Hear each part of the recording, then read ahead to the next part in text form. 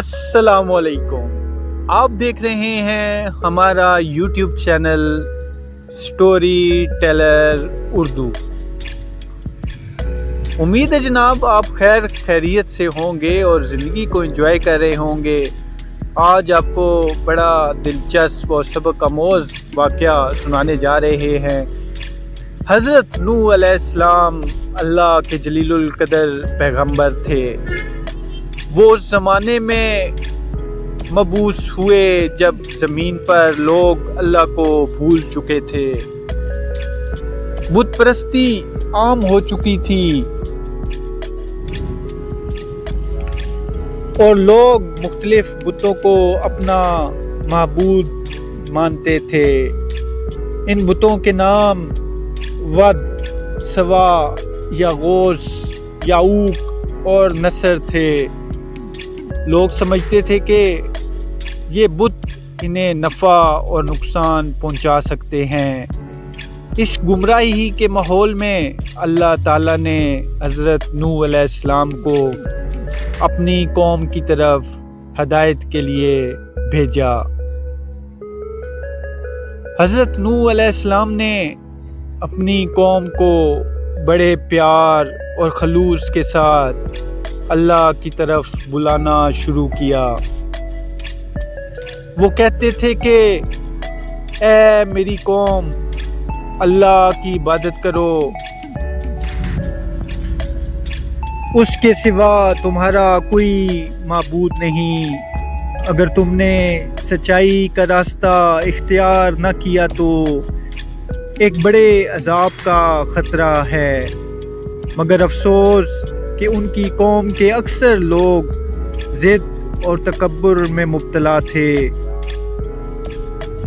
وہ حضرت نوح علیہ السلام کی بات سننے کی بجائے ان کا مذاق اڑاتے تھے۔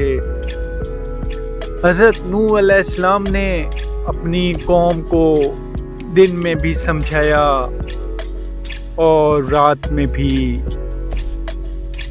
کبھی سب کے سامنے نصیحت کرتے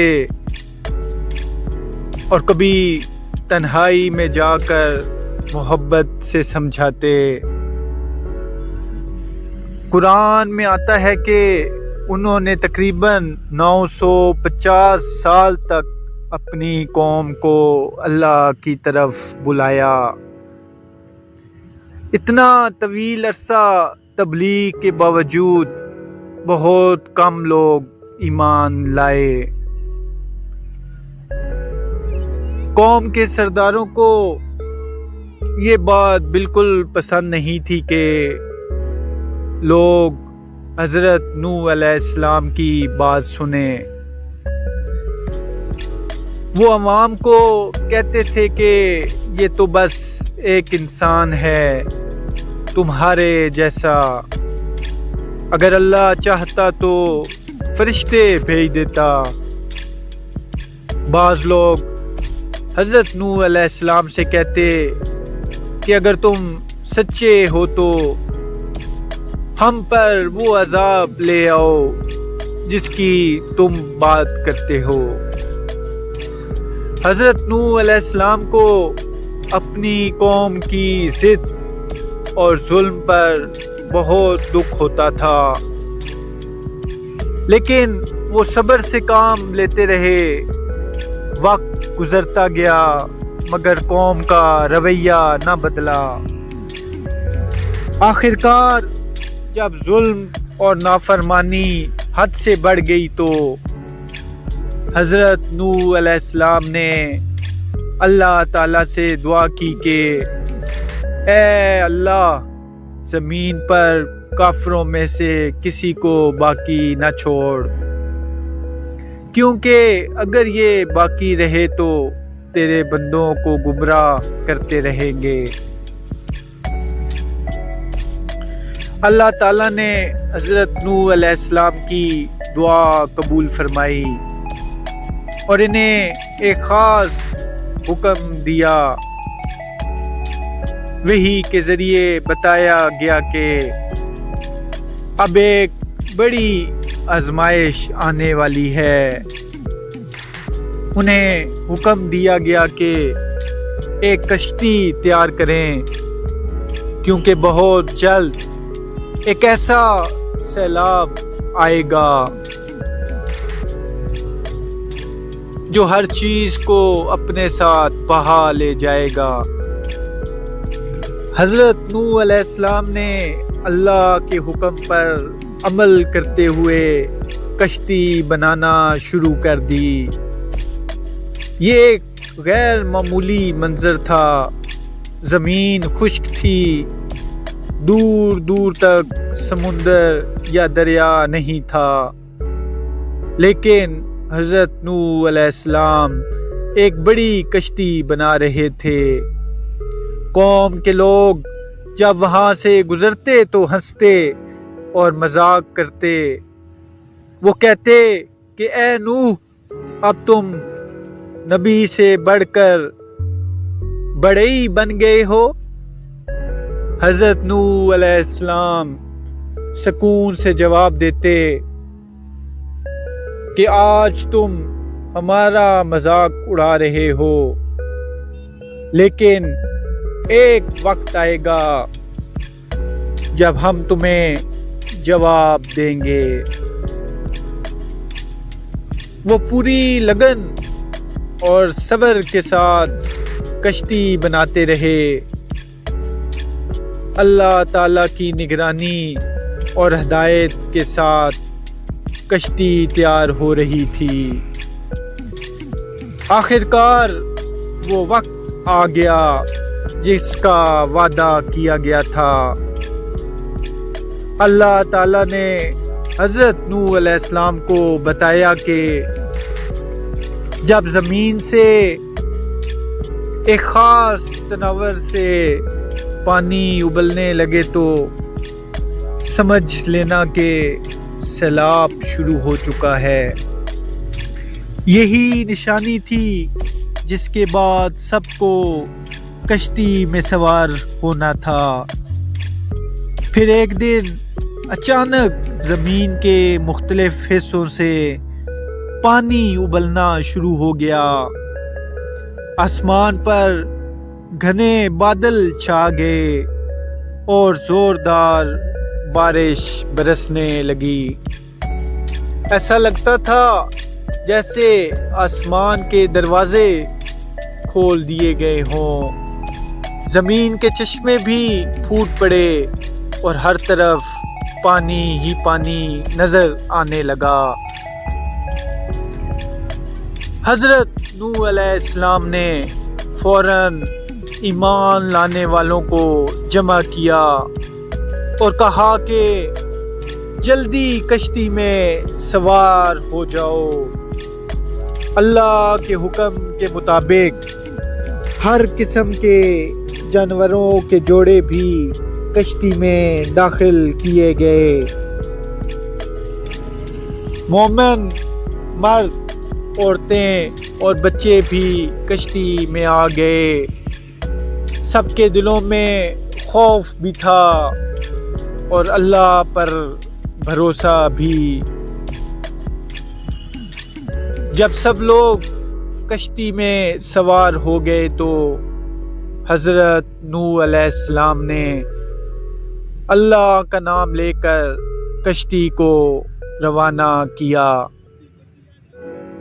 کشتی تیز موجوں کے درمیان سفر کرنے لگی۔ باہر کا منظر انتہائی خوفناک تھا۔ پانی کی لہریں پہاڑوں جیسی بلند ہو رہی تھیں اور بارش مسلسل برس رہی تھی۔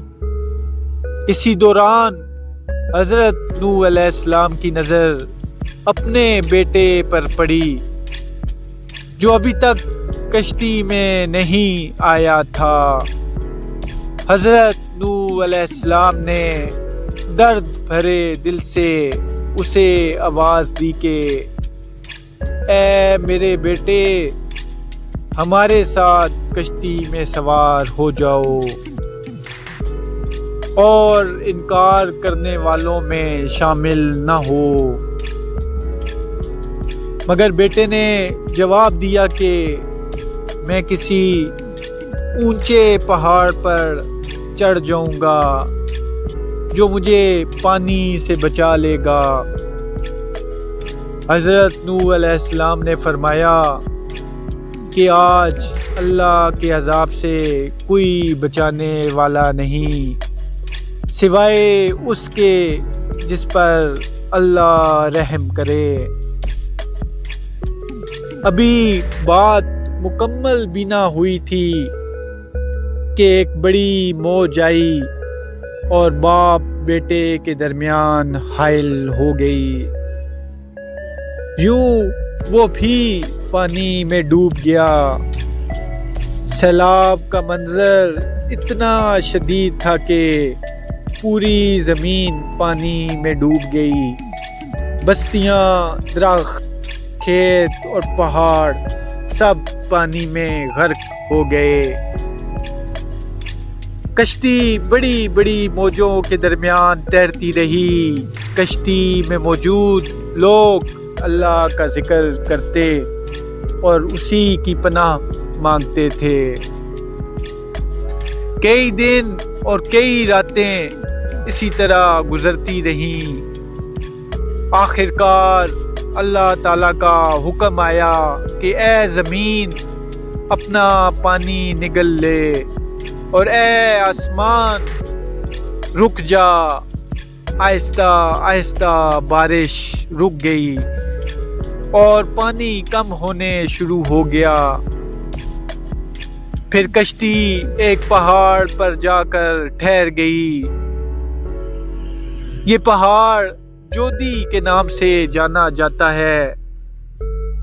جب حالات مکمل طور پر پرسکون ہو گئے تو حضرت نوح علیہ السلام اور ان کے ساتھی کشتی سے باہر آئے۔ زمین ایک نئے آغاز کے لیے تیار تھی۔